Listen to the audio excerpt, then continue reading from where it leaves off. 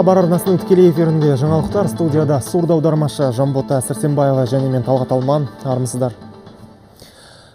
Ұжымдық қауіпсіздік жөніндегі келісімшарт ұйымына мүше елдердің аумағында әскери күштер мен қажетті жүктер 15 тәулікте тасымалданатын болды. Бүгін сенаторлар жұмыс тобында әскери тасымал туралы заң жобасын кеңейтілген отырысқа шығаруға уағдаласты. Тасымалданатын әскери техника мен керек жарақ бірлескен оқу жиындарында, төтенше жағдайларда және қорғаныс саласына қажет жағдайда пайдаланылады. Қорғаныс министрлігі өкілдерінің айтуынша, тек өткен жылдың өзінде еліміздің аумағынан 5000 вагон осындай жүк тасымалданған. Здесь именно касается... Бұл жеке құрамды күштік құрылымды әскери техникалар мен құрал жабдықтарды алып жүру үшін қажет заңнама. Ұжымдық қауіпсіздік жөніндегі келісімшарт ұйымына мүше елдердің барлығына бірдей міндеттелген құжат. Кәсіпкерлікті шыңдауға бағытталған шара. Ақмолалық іскер азаматтарға енді бизнестегі түрлі құқықтық мәселелерді шешуге облыстық әділет департаменті тікелей көмектесетін болады. Себебі бүгін аталған мекеме аймақтағы кәсіпкерлер палатасы және Қазақстан заңгерлері одағының филиалымен өзара ынтымақтастық туралы меморандумға қол қойды. Мақсат кәсіпкерлікті бастауға қол байлау болатын әкімшілік кедергілерді жойып, өңірде бизнестің мейлінше дамуын қамтамасыз ету.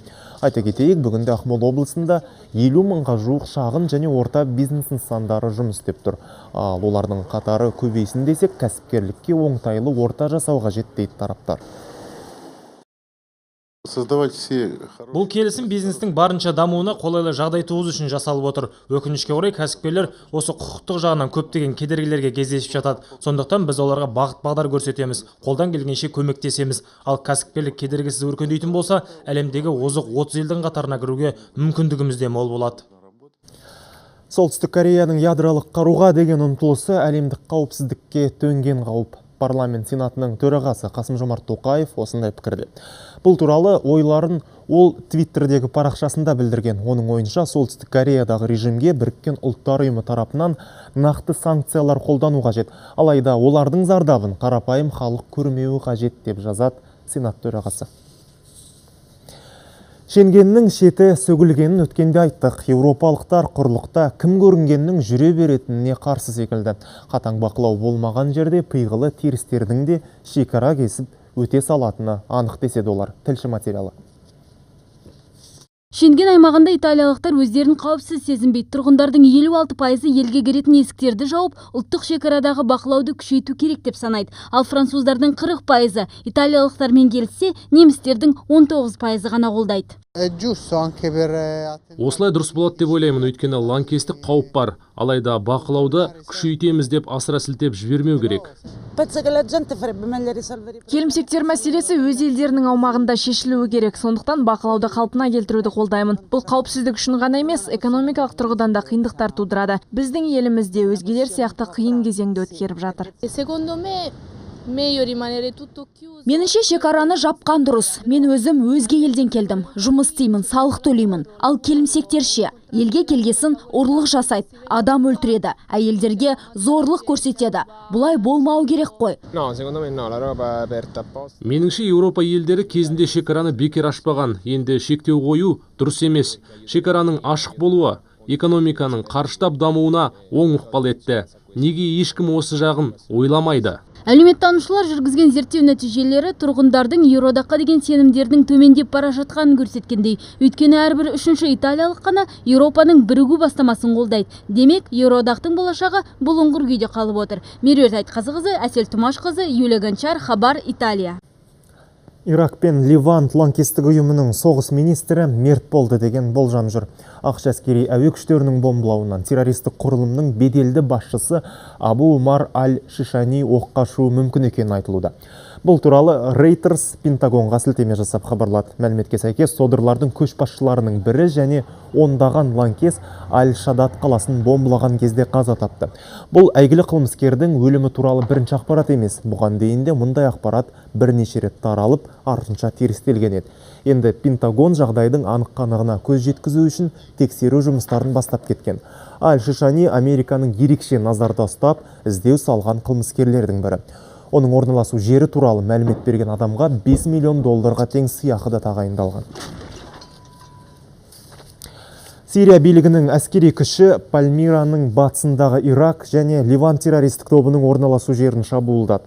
Қазіргі уақытта содырларды Кариятейнге қарай 4 шақырымға ағыстырған. Аталмыш шаһар өте өзекті нысандардың бірі. Әскер қаланың оңтүстігі мен шығысынан шабуылдауда. Естеріңізде болса, лаңкестер Пальмира мен оның айналасын 1 жыл бұрын басып алған еді. Көп ұзамай шаһардағы құнды тарихи нысандар және жәдігерлерді талқандалды. Әзірге Сириядағы бітімгершілік тәртібі енгізілген, алайда бұл шара Ирак пен Ливан террористері және Біріккен ұлттар ұйымы мен лаңкестік деп танылған өзге ұйымдарға қатысты емес. Ал содырлардың бақылауын өткен Сирияның шығысындағы Дейр-аль-Зор қаласынан Ливияға босып келгендер азық таба алмай отыр. Үйлерін тастап қашуға мәжбүр болғандар енді шөп жеп, жүрек жалғап отырғандарын айтады. Көбісі көп балалы отбасылар.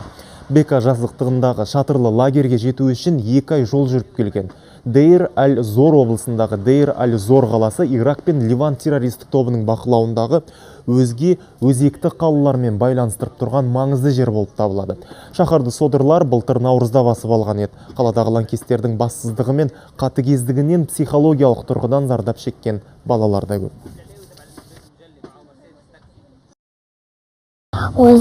Ол жердегі өмірімді есіме түсірсем, жаным түршігеді. Күнде адамдар құрбан болып, бомба тасталды. Өте қорқынышты.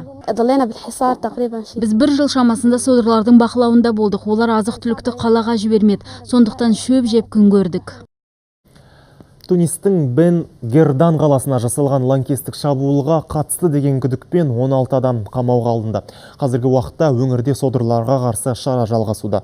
Естеріңізде болса, ливиялық террористер қаладағы полиция бөлімшесі мен әскери нысандарды шабуылдаған еді. Содырларға қарымта соққы жасау үшін арнайы әскери шара ұйымдастырылып, 36 лаңкестің көзі жойылып, 7 содыр ұсталған болатын. Әзірге лаңкестердің Ирак пен Ливан террористік тобына қатысы бар деген пікірлер айтылуда. Алайда олардың қашан және қай жерден Ливиядан Туниске өткендігі белгісіз. Жергілікті билік өкілдері олардың шекарадан босқын ретінде өтуі мүмкін деп отыр. Тіпті Тунисте сыбайластарда болуы ықтимал дейді. Лаңкестік әрекетте 7 бейбіт тұрғын және 12 жауынгер көз жұмды, тағы 17 адам жараланған. 36 содырдың көзі жойылды, тағы 7 лаңкес құрықталды. Бұл үлкен жетістік. Енді олардан бізге қажетті ақпарат алуға мүмкіндік бар. Азияның оңтүстік шығысындағы елдер мен Тынық мұхиты аймағындағы мемлекеттердің тұрғындары күннің тұтылуына куә болды. Табиғаттың таңғажайып құбылысын тамашалау үшін Малайзия, Таиланд пен Индонезия сынды елдерге миллиондаған туристер келген. Таиланд жерінде күн жартылай тұтылса, Индонезия тұтылудың толық фазасын тамашалауға мүмкіндік болды. Бұл құбылыс шамамен 4 минутқа созылған. Көргенде көзіңді арбап, жаныңды баурап алатын ұлттық нақыштағы қолөнер туындылары мен оны жасайтын мықты шеберлер болады. Оралдық қос суретші қыз бірігіп, осыдан бірнеше уақыт бұрын өз шеберханаларын ашқан еді. Бүгінде олардың киіз бен теріні және ағашты пайдалана отырып жасаған жұмыстары облыс орталығындағы мәдениет ошақтарына қойылып, жұртшылыққа кеңінен таныстырылуда. Ардақ Айбарлы әңгімелейді. Оралдағы жоғары оқу орындарының бірінде ұлттық қолөнер факультетін тәмамдаған қос құрбы Тоғжан мен Салтанаттың көптен бергі арманы жеке шеберхана ашу еді. Суретші қыздар бастапқыда жарнамамен айналысып, қор жинаған. Екеуі 2 жыл бұрын қала орталығынан ғимарат сатып алып, шеберхана ашты. Олардың қолына тиген киіз бен тері бүгінде ұлттық нақыштағы мынандай әсем панноларға айналуда. Өз жұмыстарымызды әртүрлі техникада жасаймыз. Сондай дәстүрлі техниканы, дәстүрлі материалдарды заманауи сондай материал мен техника мен композициямен араластырып, сол бір келісім табуға тырысамыз. Тоғжан сурет салса, құрбысы Салтанат Құспаева компьютердің көмегімен түрлі композициялар жасайды. Суретші қыздар жақында жанына 2 көмекші алыпты. Бүгінде олардың қолынан шыққан 60 шақты туынды Оралдағы мәдениет ошақтарына қойылып, жұртшылыққа таныстырылуда. Халқымыздың ертедегі өмір сүргені, мәдениеті, олардың жаңағы қару жарағы, мысалы мынау қандай керемет. Тіпті ішінде бала тәрбиелеуді де көрсетіп қойған. Соны көргенде өте қатты риза боласың. Қосқұрбы жақында облыстық деңгейдегі алғашқы дербес көрмесін өткізгілері келеді. Қазір соған қызу дайындық жүріп жатыр. Көк түріктен тараған көк бөрінің ұрпағы болғандықтан біздің негізгі бағытымыз ұлттық құндылықтарды бүгінгі заман талабымен үйлестіре отырып дәріптеу.